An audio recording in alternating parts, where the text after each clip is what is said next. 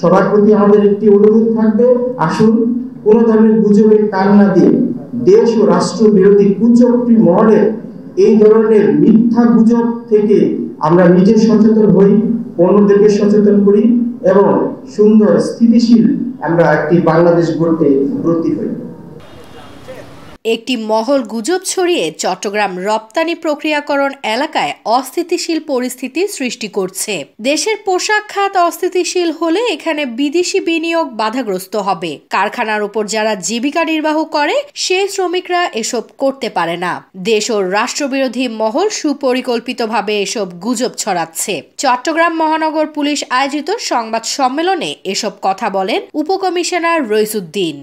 এই গার্মেন্টস আমাদের অর্থনীতির ভিত্তি, সুতরাং আমাদের কোনো ধরনের কর্মকাণ্ডের মাধ্যমে যাতে গার্মেন্টসের পরিবেশ বিনষ্ট না হয়, যাতে কুচক্রী মহল কোনোভাবেই এটা সুযোগ নিতে না পারে, আমরা আমাদের সম্পদকে রক্ষা করব, আমরা আইনের প্রতি শ্রদ্ধাশীল হব। সিএমপির পক্ষ থেকে সম্প্রতি চট্টগ্রাম ইপিজেডে কয়েকটি ঘটনার বিষয়ে জানাতে এই সংবাদ সম্মেলনের আয়োজন করা হয়। এই যে সাম্প্রতিক সময়ে তুচ্ছ ঘটনাকে কেন্দ্র করে এই ইপিজেড এলাকাকে অশান্ত করার চেষ্টা করা হচ্ছে। কখনো ইপিজেডের বিভিন্ন দাবি দাওয়া নিয়ে তারা রাস্তায় নামছে, ভাঙচুর করছে, কখনো নিজেদের মধ্যে বিশৃঙ্খলা সৃষ্টি করছে, কখনো বা রাস্তা অবরোধ করে আইন শৃঙ্খলা বাহিনীর কর্মকাণ্ডে তারা প্রতিবন্ধকতা সৃষ্টি করছে।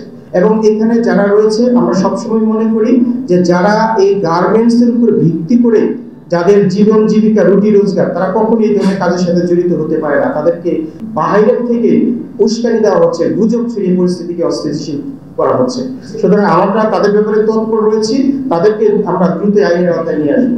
রইসুদ্দিন বলেন, সাম্প্রতিক সময়ে কিছু কুচক্রী মহল তুচ্ছ ঘটনাকে কেন্দ্র করে ইচ্ছাকৃত গুজব ছড়িয়ে বিভিন্ন কারখানা শ্রমিকদের খেপিয়ে তুলে ইপিজেডে অস্থিতিশীল পরিস্থিতি সৃষ্টি করছে। কেন্দ্র করে এই গুজবটি ছড়ানো হয়েছিল, সেই শিশুগুলোকে আমরা উদ্ধার করেছি।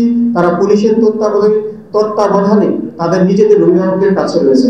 সুতরাং প্রথম দিন থেকে সুপরিকল্পিত উপায়ে পরিস্থিতিতে ঘোলাটি করার জন্য তারা কিন্তু চেষ্টা করেছে। এখানে গার্মেন্টস শ্রমিকদেরকে আমরা মনে করি কিছু দুষ্কৃতিকারী কুচক্রী মহল সুপরিকল্পিতভাবে তাদেরকে খেপিয়ে তুলেছে এবং যারা এই ধরনের গুজব ছড়াচ্ছে, পরিস্থিতিকে অস্থিতিশীল করার চেষ্টা করছে, তাদের বিরুদ্ধে আমরা তথ্য সংগ্রহ করছি।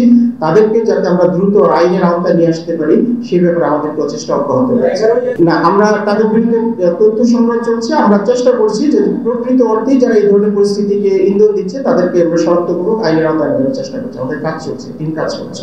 এর আগে গত বুধবার রাতে সিইপিজেডে নির্মাণাধীন একটি ভবনের ভেতরে যাওয়ার পর 3 শিশু নিখোঁজের গুজব ছড়িয়ে ওই ভবনের নির্মাণ শ্রমিকদের সঙ্গে পোশাক শ্রমিক ও আইন শৃঙ্খলা রক্ষাকারী বাহিনীর সংঘর্ষ হয়। ওই ঘটনার পরিপ্রেক্ষিতে সংবাদ সম্মেলনে ওই 3 শিশুকে হাজির করে পুলিশ। আমরা 6টা বাজে ঢুকছি, 3 জন বোতল ঢোকাইতে। লাস্টে আমরা যাইতেছি, 3টা বেটা এসে কালা কোট পিন্দা আইয়ামো কলার বাজা ধরছে, ধরে কি ওরা দুইটা পাঁচার মাসে আর কি ওরা টান টানতে আগে লয়ে গেছে ভিতরে। লাস্টে কতরি আবু ভাইয়ের তারা আইছে, আইয়ে কি আমাকে সারা দিছে। লাস্টে আমরা গেছি, লাস্টে আমি কই কি ভাইয়া আমার বন্ধু আরেকটা লয়ে গেছে ভিতরে। লাস্টে কি গেট টোকা দিছে, খুলছে, তারপরে পিঠে মিঠে বানটান খুলছে, গেট খুলছে, লাস্ট ওরা সাইরা দিছে, মার্সেল আছে তাও সাইরা দিছে। লাস্ট আবার ভিড়ের মধ্যে আগে গেছে একটা বেরিয়ে আইয়া অর্ধেক পথে লয়ে গেছে।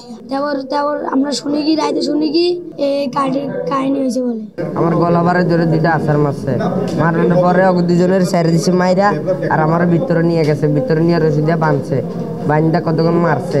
মারানোর পর মানুষজন গেছে, মানুষজন যায় দরজাটা টোক্কা দিছে আর কি সব ভিতরে ঢুকছে। তো হ্যাঁ, আমার রশির বান খুলে দিছে, ফ্যাক্টরির মানুষ রশির বান খুলে দিছে। তারপরে দিকের থেকে ফ্যাক্টরির মানুষ লড়ান দিছে, সবাই বাইরে গেছে, আমিও মানুষের ভিড়ে বাইরে গেছি। বাইরের লোক একটা মহিলায় আমার দেখাই না দিচ্ছে, এখান থেকে আমি গেটের বাইরে আগে গেছি, আর দেখা নাই। টুকটাক অটো